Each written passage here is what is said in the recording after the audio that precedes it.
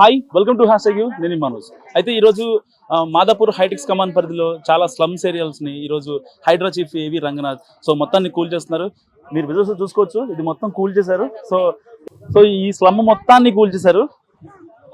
అక్కడ నుంచి అంటే హైటెక్స్ కమాండ్ నుంచి ఇటు తమ్మిడికుంట చెరువు చుట్టూ కూడా ఏదైతే 3.5 ఎకరాలు కబ్జా అయిందని ఇప్పటి వరకు కన్వెన్షన్ హాల్ని కూల్ చేశారో, సో ఇదంతా కూడా జరుగుతున్న పరిస్థితి. వాస్తవం చెప్పాలంటే ఇప్పుడు ఫర్ ఎగ్జాంపుల్ ఏవి రంగనాథ్ గారు తీసుకున్న చర్యలను చాలా మంది అభినందిస్తున్నప్పటికీ కూడా సో ఏదైతే స్లమ్ ఏరియాలు కూల్స్తున్నప్పటికీ వాళ్ళకి చాలా ఇబ్బంది అవుతుంది. ఎందుకంటే స్లమ్స్ లో ఎన్నాళ్ళ నుంచి ఉంటున్నారు వాళ్ళు. సో వాళ్ళకి ఒక రకంగా ఒక రోజు పూట గడవాలి అంటే వాళ్ళ రెక్కాడక తప్పదు. అలాంటి వాళ్ళు ఇప్పుడు మేము ఎక్కడికి వెళ్ళాలని వాళ్ళు ఆవేదన వ్యక్తం చేస్తున్నారు. సో ఈ స్లమ్ ఏరియా మొత్తం కూడా వాళ్ళంతా కూల్ చేసిన పరిస్థితి చూస్తున్నాం. సో ఇప్పుడే కన్వెన్షన్ హాల్ కూల్ చేసిన తర్వాత ఇక్కడికి వచ్చి డైరెక్ట్ గా ఆ హైడ్రా అధికారులు కావచ్చు, ఇంకా డిఆర్ఎఫ్ ఫోర్స్ కావచ్చు, జిహెచ్ఎంసీ సిబ్బంది కావచ్చు, వీళ్ళంతా కూడా వచ్చి మొత్తం నేలమట్టం చేశారు. సో ఇప్పుడు మనతో పాటు ఇక్కడ ఉండే స్లమ్ ఏరియాలో ఉండే స్థానికులు మనతో ఉన్నారు. వాళ్ళతో మాట్లాడదాం, అసలు ఏంటి వాళ్ళ నెక్స్ట్ ప్లాన్ ఏంటి, సో వాళ్ళతో మాట్లాడదాం. నమస్తే అమ్మా, మీ పేరు? సుహాసిని. ఎన్నాళ్ళ నుంచి ఉన్నారు ఇక్కడ?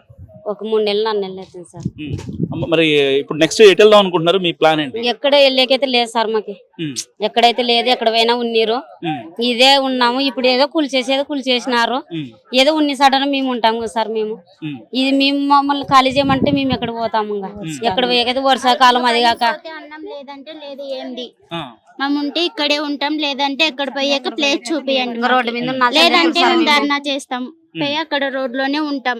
మాకు బాబు అందరు ఉంటారు, చిన్న పిల్లలు, దోమలు అన్ని ఉంటాయి. వర్షాకాలంలో మేము పోయి ఎక్కడ ఉండాలి?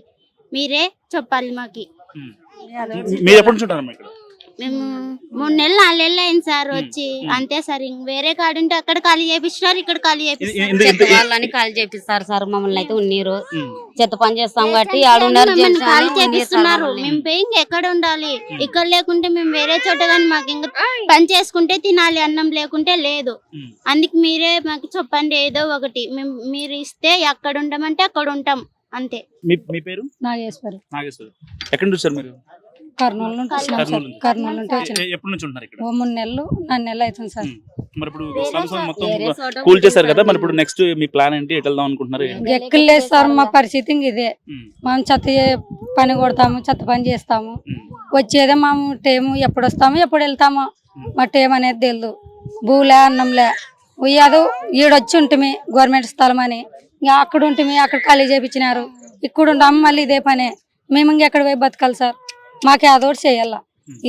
ఇదేనంటే దీంట్లో ఉండమంటే దీంట్లో ఉంటాం, లేదంటే ఎక్కడన్నా కానీ ఉంటాం. మీకు అసలు ఏమైనా చెప్పారమ్మా వాళ్ళు ఇట్లా మేము కూలుస్తాం సార్? ఎప్పుడు చెప్పలేదు మాకు, చెప్పలేరు మాకు. అట్లా టైం ఇచ్చినా మేము ఎక్కడ తాడు బుడుకుంటుంటే మేము లేదు. ఇప్పుడు లేదు టైం లేదు. పిల్లలు ఉన్నారు, చిన్న పిల్లలు ఉన్నారు, వర్షాకాలము. మేము ఇంకెక్కడ పోయి బతుకుతాం సార్? మొత్తం ఎన్ని కుటుంబాలు ఉంటాయి అమ్మా ఈ స్లమ్లో? మొత్తం ఉంటాయి సార్, 30 కుటుంబాలు ఉంటాయి అంతే. నా పేరు మహేశ్వరి. మేము ఇక్కడే చెత్త ఏరుకుంటాము, చందులేంటివి డబ్బాలు ఏరుకట్ట బతుకుతుంటాము. అయినా మేము ఇప్పుడు ఖాళీ చేపిస్తే కూడా ఎక్కడ ఉండేలేదు. ఇవి బయట ఉండాలన్నా కిరాయిలు 10,000 కట్టాల. 10,000 కట్టే అంత లేదు మాకు. ఇంకా కనీసం అంటే రోజుకు ఒక 500 పని చేసుకునేకే ఎక్కువ అయిపోతుంది మాకు.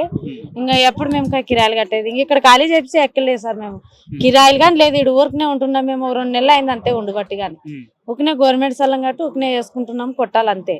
కిరాయిలు కానీ లేదు ఇటు అసలుకే. అని మీకు ఇది ఖాళీ చేసి ఎక్కడ వేయాలి? రోడ్డు మీద కూర్చునేదే కమాన్ కింద, అంతే. మరి ఇప్పుడు నెక్స్ట్ ఏం చేద్దాం అనుకుంటున్నారు? ఏం చేసేలేదు సార్, రోడ్డు మీద కూర్చునేదే. ఇంకా మేమైతే రోడ్డు మీద కూర్చునేదే. ఇంకా రోడ్డుని పడాల్సి ఉండేది, రోడ్డు మీద కూర్చుంటాం అంతే. ఎవరన్నా రాని ఇడే కూర్చుంటాం మేము, ఎక్కడైతే పోం మేము. అంటే వాళ్ళ అధికారులు ఏం చెప్తున్నారంటే ఇది గవర్నమెంట్ స్థలం కాబట్టి మేము ఖాళీ చేస్తున్నాం అంటే దానికి మీరు చెప్పే గవర్నమెంట్ దాన్ని మేము ఆశిస్తున్నాము. మేము కబ్జా చేయలే. వాళ్ళు వెళ్ళమంటే వెళ్తాం, ఉండండి అన్నాళ్ళు ఉంటాము, అంతేగాని మేమే కబ్జా చేయలేదు కదా సార్. అందుకని మేము గవర్నమెంట్ దానే 2 నాళ్ళు అయినా ఏదో బతికేకి వచ్చినాము, చెత్త పని కొట్టేకి. 2 నాళ్ళు ఉందామని వచ్చినాం. ఇంగిట్లు చేస్తే మేము పోవాలా?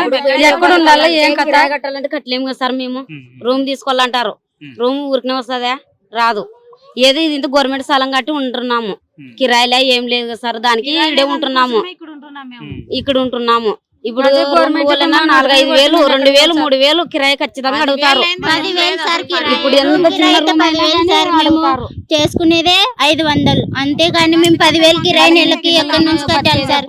మా బాబులు మేము తినేకే అన్ని ఎక్కడి నుంచి కావాలి మాకు? పని చేసుకుంటే డబ్బులు, లేకుంటే లేదు. ఒక రోజు పని పోకుంటే అన్నం ఉండదు ఇంట్లో మాకి. మేము ఎలా ఉండాలి ఇక్కడ? ఇంక ఖాళీ ఉందామని కిరాయి లేదని ఇక్కడ ఉన్నాం మేము. గవర్నమెంట్ ఇదంతా గవర్నమెంట్ కాబట్టి, లేకుంటే ఇప్పుడు గుడిసెలు కూల్ చేస్తే మేము పే రోడ్ లో ఉండాలి. వర్షం వస్తే ఇంక మేము ఎక్కడ పోవాలి? సో ఇక్కడ ఏదైతే చిన్న చిన్న వ్యాపారస్తులు కానీ ఇంకా ఇక్కడ ఉండే స్లమ్ ఏరియాలో ఆయనతో మాట్లాడతాం. ఇక్కడ ఆయన ప్లాంట్ ఉందంట, సో ఆయన ఒకసారి మాట్లాడదాం. ఒక చిన్న ప్లాంట్ అండి నాది. ఒక 30 లక్షల రూపాయలు ఫైనాన్స్ తీసుకొని ప్లాంట్ పెట్టుకుని 5 సంవత్సరాల కింద.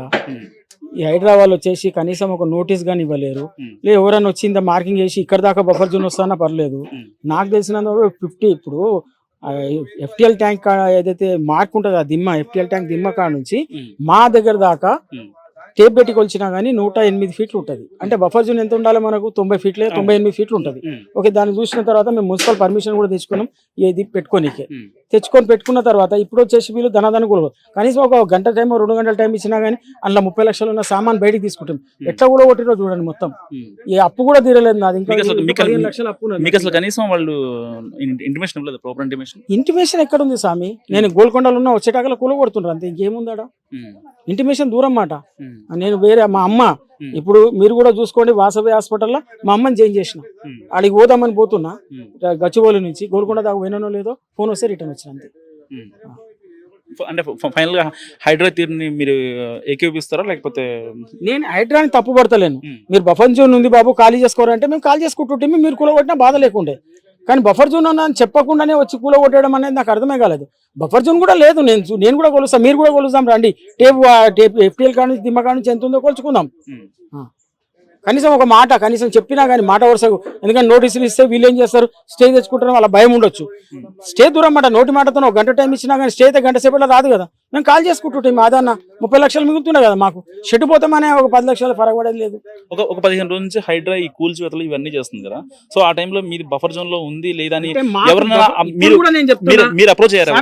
మేము బఫర్ జోన్ ఇప్పుడు కూడా చెప్తున్నాం కదా. FTL దిమ్మ కాడ నుంచి నాది మా బౌండరీ కాడ వచ్చి కొలవండి. మాకు తెలుసు కాబట్టి ఆ ధైర్యంతో మనం ఉన్నాం. లేకుంటే మేము కూడా ఎప్పుడో కాల్ చేసుకుంటున్నాం. మేము దానికి సపోర్ట్ చేస్తాం, చేయమంటలేం.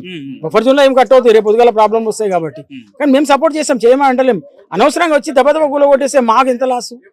దందా చేసుకునేటోళ్ళం మేము కూడా. అది బాధ, అంతకంటే ఏం లేదు. ఇప్పుడు మేము హైడ్రా మీద కోపం కాదు, ఏదో చేసేసిందని కాదు.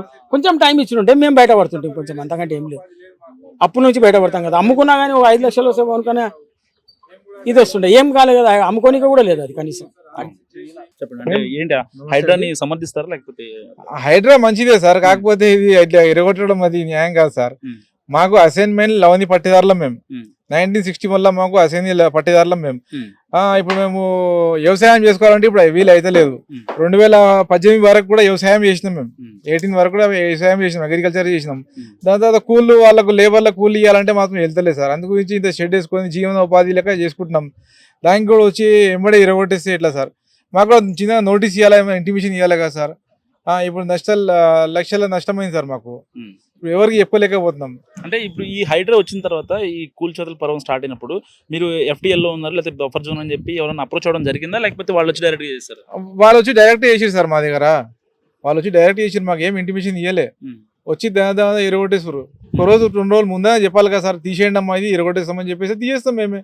ఒకవేళ తప్పు ఉందంటే తీసేస్తాం. FTL కూడా ఇక్కడ రాదు సార్, అక్కడ ముంగట్నే వస్తుంది. చెరువు నిండితే ఏడాకి వస్తుంది మాకు తెలుసు. ఇప్పటి సంది కాదు సార్, ఇది మేము నాకు 47 years ఏజ్ నేను చూస్తే ఉన్నా. ఎప్పటి నుంచి మీరు ఇక్కడ ఈ ఏరియాలో ఉంటున్నారు సార్? ఇప్పుడు మాది 5వ తరం సార్. ఇదే ఊరు మాది 5వ తరం. నాతో 5వ తరం, మా కొడుకు అయితే 6వ తరం.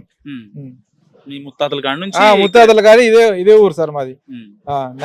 అంటే ఈ మధ్యలో ఎప్పుడు గడిచిన ఒక 10-15 ఏళ్లలో ఎప్పుడు మీకు నోటీసులు కానీ అలాంటి ఏం ఇవ్వలేదు సార్? మాకు ఎలాంటి నోటీసులు ఇవ్వలేదు ఇప్పటిదాకా.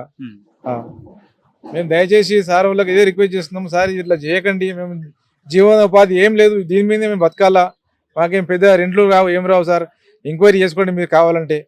సో ఇది గ్రామస్తులు ఏం మాట్లాడుతున్నారంటే ఇక్కడ ఉన్న వాళ్ళు, సో మాకు కనీసం నోటీసులు ఇవ్వకుండా ఇలాంటి పరిస్థితుల్లో మమ్మల్ని ఇక్కడ పెట్టారు, మాకు కనీసం ఒక మాట చెప్తే మేము మా ఎక్విప్మెంట్స్ కానీ జాగ్రత్తలు చేసుకునే ప్రక్రియ మాకు ఉంటుంది కదా, డైరెక్ట్గా చెప్పకుండా వచ్చేసి ఇక్కడ కూల్చేయడం, దానివల్ల మాకు లక్షల్లో లాస్ వచ్చింది, అదంతా బయట అప్పులు తెచ్చుకున్నాము. సో ఇలాంటి పరిస్థితుల్లో మమ్మల్ని ఇబ్బంది పెట్టడం కరెక్ట్ కాదు కదా.